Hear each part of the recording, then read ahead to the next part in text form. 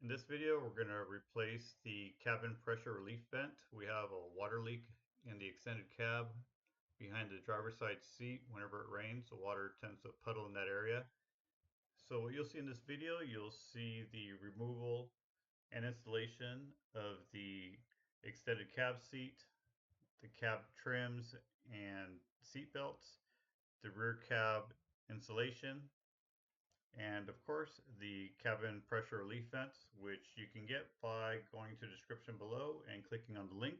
I am an Amazon affiliate, so if this video helps you, help me by purchasing your cabin pressure relief vents by using that link. What you'll need for this job is you'll need an 18mm socket and ratchet, a Torx T50 bit socket, a trim removal tool,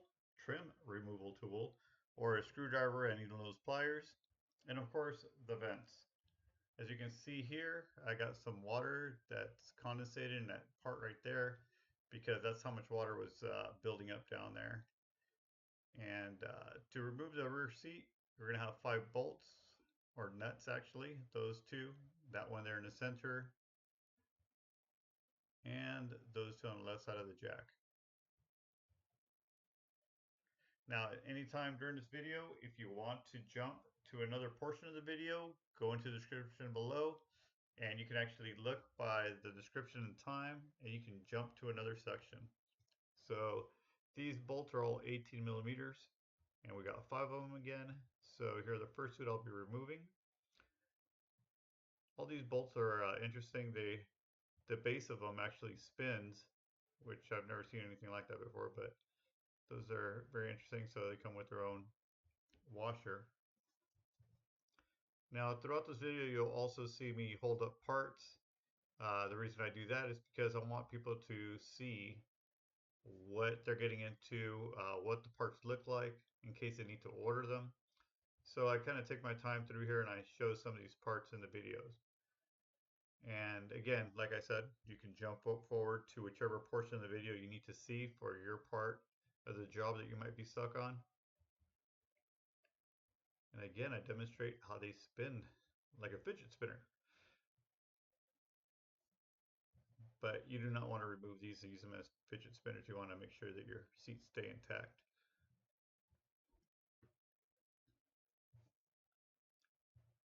So now that I removed those nuts, now I can remove the rear seat. At least so I thought. I got ahead of myself. I forgot to disconnect that portion at the bottom. So there's a bolt that holds down the cables right here in the center. Now this part is interesting to remove. So I thought that I could push it and lift it, but I actually have to pull it towards me and up. So that's how you get that part out there. So now I can remove the seat. And by forgetting that part, my back hurts today. So be sure to remember to remove that part before trying to lift the seat out. Now the seat connects to the back of the cab with 2 hooks. There's 2 hooks on the back of the seat, and as you can see, those white little loops on the left and the right side, that's where the seat connects to. So here's an overview of the bolt removed. On the top right, you'll see one of the loops where the back of the seat connects to. You also get to see the back wall insulation dampening to give you an idea what you're getting yourself into back here.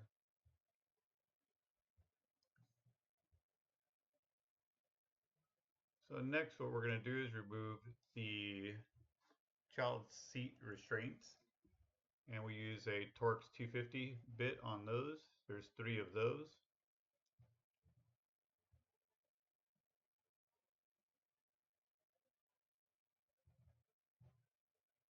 Now I don't know what that is on the top part of there. I don't know, maybe there's just so much mold and water going into the back of the truck or worms growing in there. I don't know what that stuff was. Later in the video, I think you might see it in the carpet as well. Some type of spores, I don't know. But we're doing this to get rid of the water from coming in and prevent that from happening and to kill the mold. And there's a part number for the child seat restraint. So now we're going to remove this rear window trim.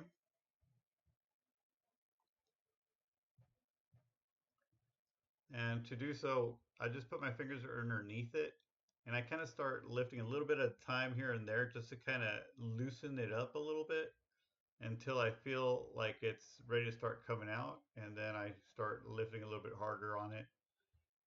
Now this part is not held in with screws, it's held in with these types of rivets.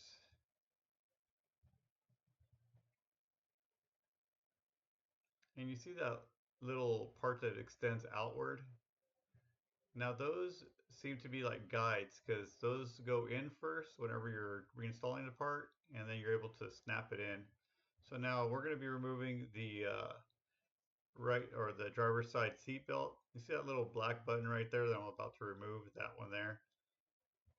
Be sure to remember to remove that because I forgot to remove it on the other side and I cracked the side panel.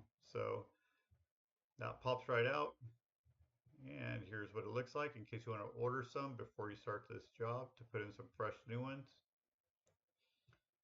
And back to the Torx 250 bit to remove the seat belt. Now try to remember that the seat belt, the bottom portion has the tag sticking outward. And also these bolts go into the seat belt. If you look at the metal piece of the seat belt, see how on the bolt side it has like a black rubber piece underneath it? That'll help you remember which way the bolt needs to go in first. And on the top here, this just pops out, as you can see there. You just got a 3D view of how that pops out. It's got two little clamps in there, or whatever you want to call those. And now we got our 250 again to remove the top. Again, now it's all T50 for the seat belts. And also, whenever you're doing this, try to swing the ratchet away from the window, maybe angle it at a different angle. I smacked the window and I realized that maybe I should be doing that at a different angle. And so also, there goes the bolt. So it's a good thing that I know that it goes through the side that has a big rubber black part. And then also remember that the loop folds outward.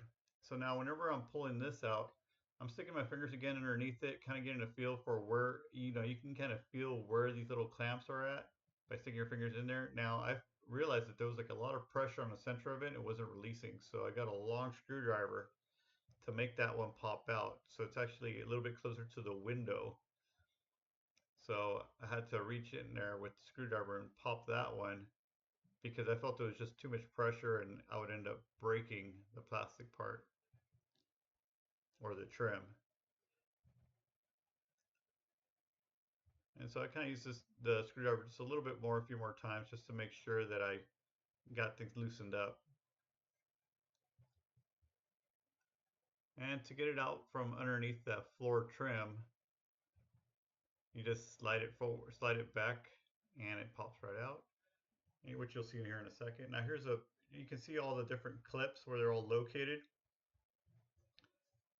Now I broke off that guide that goes into the center right there. As you can see, that was there, so that ended up breaking. These parts are 23 years old, so they can break. That's where it goes in that round slot. And so that's where all of those clips are located. So now you know and have a general idea of where you need to place your fingers underneath the trim whenever you're pulling on it. Now the bottom, it just slides out. I later realized that I actually have to remove that bottom trim piece. So you'll see that later in the video. You can also jump forward to that portion of the video by clicking the description and clicking on the time. So now I'm just going to remove the driver's side of the back insulation because I want to see what I'm getting myself into. There's a view of the clip that goes in there in case you want to order some before you start this project. Now all you do is you pretty much get your fingers behind them and you pull on them and they come right out. So now I have the pressure relief vent exposed, and on the left side you can see those little clips that are holding it onto the truck. So it's got one on the bottom, one on the top, and two on each side. Now right there I'm getting a feel to see how wet this is. As you can see, I don't know if you can tell, but it's wet and moldy. So now to get this vent off, what I did was I just went ahead and got a screwdriver and got underneath the tabs on the sides and pushed inward. And that kind of made it stick to the side, that little lip on the cab bed. So once I got one done, then I moved on to the next. And as soon as I tried doing the same thing to the next, it popped right out.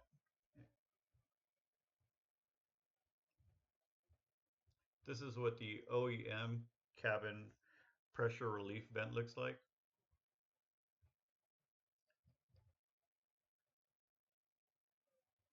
And there you can see where all the water is. It's still wet, and it's been, I think, 2 days after it rained.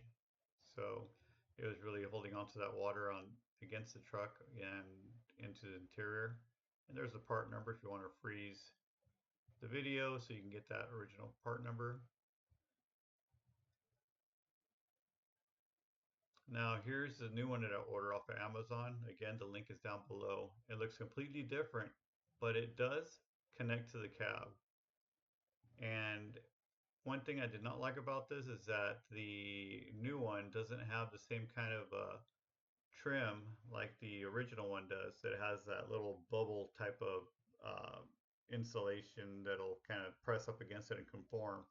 Actually, when I installed it, I can see there was daylight coming through the sides of it. So that's the reason why we're doing this here. We're putting silicone on it so that way we can make sure that we have a good seal all the way around. Otherwise, this new design is counterintuitive. So whenever I put the sealant on there, and again, there will be a link down below for the sealant. I try to go on the very top edge of it because it was a little bit runny, so I wanted to make sure that it had something to hold on to. And so I got closer to the top edge to ensure that whenever I installed it, it was going to squish some of it out towards the outside of it and also keep some on the inside. So now I had to get an assistant to come help me to make sure I got it in there without smearing the silicone. And I went underneath the truck and she came in through the inside and pulled it inwards. And I also pushed it into the truck while she was pulling on it. And it popped right in.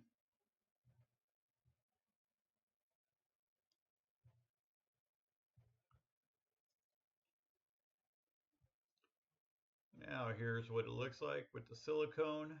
Later in the video you'll see me use a endoscope so you can see on the sides how it looks. So it looks like we got a lot of silicone coming out of the sides there. This is great. This is perfect. Now we're on the passenger side, and I want to remind you guys to remove this clip right here before you start removing this side. And this is the reason why I ended up breaking or cracking that side. Now here's the mold control spray that I got to spray on the carpet, underneath the carpet as well, to try to kill the mold and try to prevent it from coming back. There'll be a link in the description below for that as well. And so here I am removing that base floor trim because I need to get the carpet up even more so that way I can lift it up and air dry it and spray it down. And so it's held on by similar clips to the back window panel and the side panels. As you can see, that one fell off there. Now I lifted up the carpet and I'm spraying it with the mildew mold killer. And then I went and propped up the carpet padding and I put a hair dryer down and I just let that run for about 30 minutes until I felt like it was dry enough to start putting this together.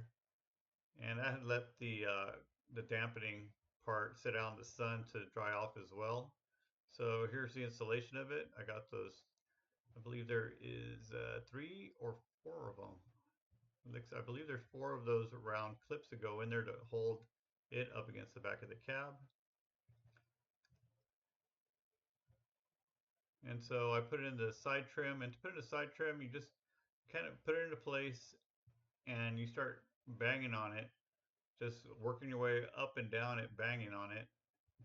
And you'll be able to tell whenever the clips are all the way in by the sound that you hear whenever you bang on it, and also by looking at the edges, like at the top of the truck, how it connects to the roof of the truck and how flush it is.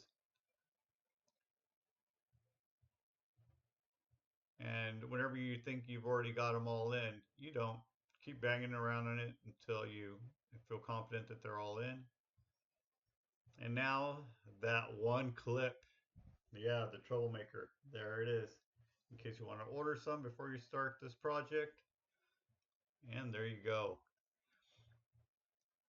Now to remember which way the bolt goes in and which way that faces, go ahead and look at that there. You can pause that there.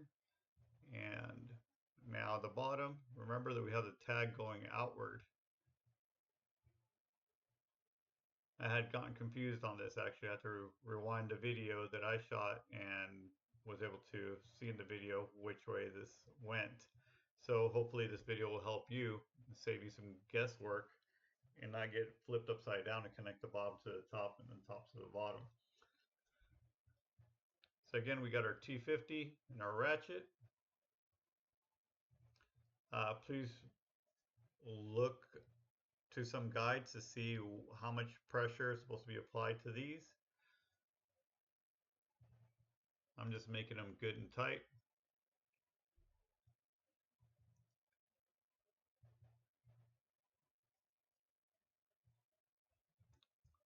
And now we're going to snap in that top cover.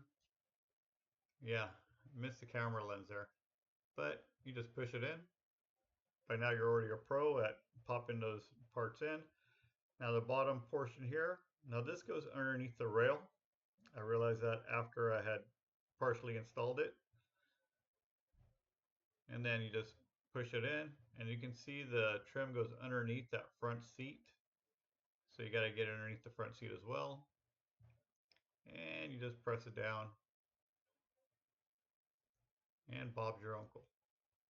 Now let's get started on the passenger side. Now it's the same thing as the other side. And you can use the guide to help you get into place. And first you want to slide it underneath the bottom one that's on the floor there. And then you want to look at the guide, make sure that the guide is in place. There it is. And then you want to start smacking that thing back into place.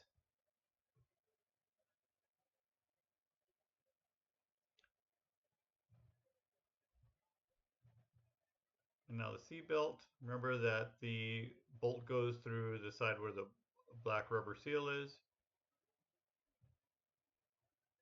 That's nice and rusty. And again, tag out, and the bolt goes in through the big black rubber seal. And again, we're using the T50 and a ratchet. And remember, whenever you're tightening these, to try to tighten them using the ratchet in a way where you're not going to bang that back windshield. And then we just pop this in. But now you're a pro. Just line it up and press it in. Now we're going to put this trim back up.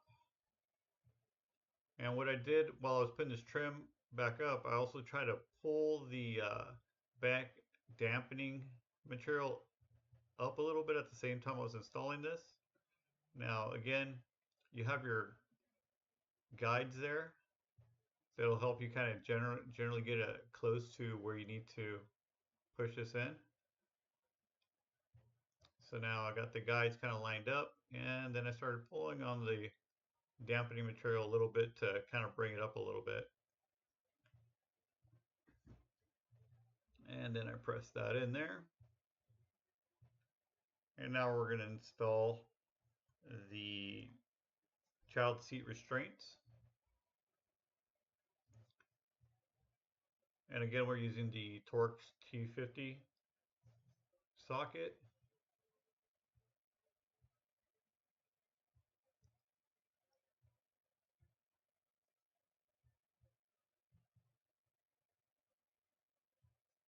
All right, now we can bring the seat in. Now, bringing the seat back in and installing it was not as easy as I thought. I thought I could just bring it in and drop it back into place. And that was not what happened here. So do you see the bottom black on the left side, the bottom left bracket, the one on the right to the screen? And then, yeah, those move whenever you're moving the seat around. And then also that tends to fall into place. So you'll need to, whenever you want to readjust, you have to disconnect that and then pull the seat back out. And then once you do that, again, these legs, they keep moving around. They will not stay still. So it helps to have somebody there to help you line the legs back up whenever you're holding the seat up and have the hooks lined up with the loops that they are supposed to drop into. So that way the legs are already in place and they don't slide forward or backwards. So here I have my assistant. I'm going to go ahead and lift the seat up. Again, that center one reconnected itself, so I had to go and disconnect it again. All right, so now I got it back up. Now these are being put in place, so that way once I drop it, then the bolts will go into the leg braces. And there, finally, we got that put together. It's not as easy as it looks or as other people have shown it to be in other videos on YouTube. So now it's time to put these nuts back on here. And again, we're using the 18mm socket and a ratchet. And we've got 5 of these to put back into place. And as far as tightening specs, please Google that or look at a manual. And then there's this center one that was throwing my back out. And the 2 over here next to the jack. Now I get them, of course, I first tighten them with my fingers as much as possible to make sure I don't strip the threads, and then I hit them with the ratchet. Now that rear one, I don't know what the deal was with that one, but it just seemed to keep going and going and going. So I don't know if it got to the part where it was bending some metal underneath it, but I finally was able to get it somewhat snug. And now I'm going to go ahead and pull the seat belts up and through the seat because one of them is wet from being underneath the seat, and I want to try to get it up there so it can air dry. And the last piece to put in is this trim piece down here at the bottom. When I found this, my heart sank. I thought that this was a piece that went somewhere else behind the panels. And then I realized it's this little piece that clips right in. So here we have the endoscope camera, and I'm going between the beds so you can see how much of the sealant comes out of the sides. Now I'm very confident that this is going to be a good seal. Now what I did to make sure that these vents were pressed up against the truck, I got some mountain biking knee pads and I rolled them up and I placed them against the back of the truck bed and this vent to make sure that it was pressed against the bed, and I did that on both sides. Thank you for joining me on my journey as I try to get my truck to 500,000 miles. Now, if this video helped you, then help me by using the links down below to order any of the tools or parts mentioned on this video. So be sure to hit the like button, the subscribe button, and the notification bell so that way you know whenever I upload another video that might help you get your Silverado back on the road.